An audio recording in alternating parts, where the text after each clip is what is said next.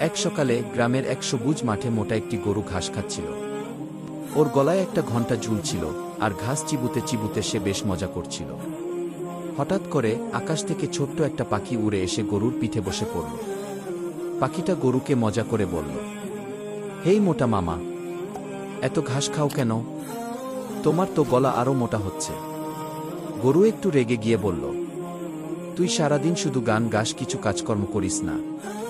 এভাবে চললে পালক পড়ে গিয়ে একদিন টাক হয়ে যাবি। পাখি একটু থেমে হেসে বলল, আমি গান না গাইলে তুই ঘুমাস কিভাবে? আর তোর মনটাই বা ভালো থাকে কেমনে?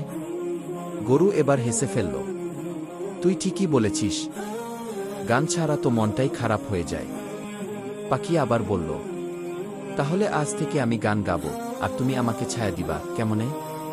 এরপর থেকে গরু আর পাখি হয়ে গেল খুব ভালো বন্ধু।